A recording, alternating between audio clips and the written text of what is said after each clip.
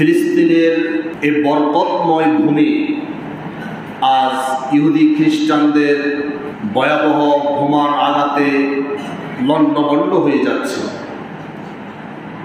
এক একজন মানুষের মরদেহগুলো আকাশ প্রান্তে উড়ে বেড়াচ্ছে।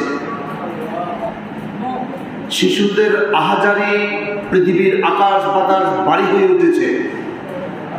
মা হারা, সন্তান হারা, বাবা হারা আর্তনাদের আত্মচিৎকার পৃথিবীর আকাশ বাতাস আজ ভূমিকম্পের এক তাণ্ডব চলছে। এই বরকতময় ভূমি ইহুদিদের বোমার আঘাতে ক্ষতবিক্ষত হচ্ছে। কিন্তু আমরা অত্যন্ত পরিতাপের সাথে লক্ষ্য করে দেখেছি, বিশ্ব মুসলিমের নেতৃত্ব যারা দিচ্ছে তারা আজ তাদের মুখের মধ্যে কুলুপ এঁটে আছে, তাদের হৃদয় নাড়া দিচ্ছে না, ক্ষমতার মোহে অন্ধ হয়ে আছে। একদিকে যখন গাজার মুসলমানদের জনজীবনে চলছে কারবালা, চলছে উহুদের ময়দানের মতো বিভৎস নির্যাতনের স্টিমরোলা, ঠিক তখনই আবুধাবির মধ্যে ইসরায়েলি পররাষ্ট্রমন্ত্রীকে জামাই আদরে সম্বর্ধনা দিচ্ছে। আস্তাগফিরুল্লাহ বলেন একবার। আল্লাহ আমাদেরকে কিভাবে ক্ষমা করবে আমরা জানি না। ফিলিস্তিনের এই ভূখণ্ড হচ্ছে আল্লাহর পক্ষ থেকে বরকতময় এক ভূমি। আল্লাহর কোরআন বলছে, আসুন আল্লাহর কোরআন থেকে আমরা শুনি।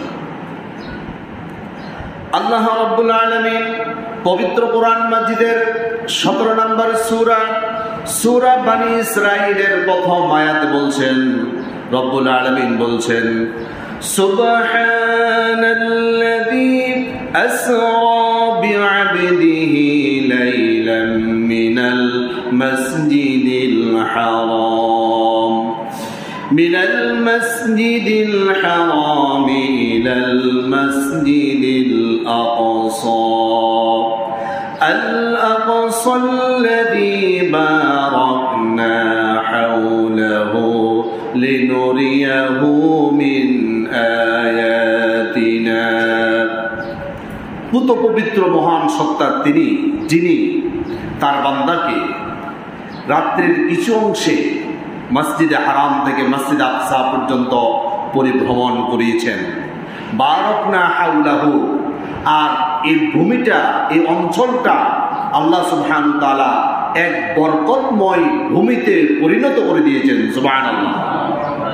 তাহলে মসজিদে হারাম থেকে মসজিদে আকসা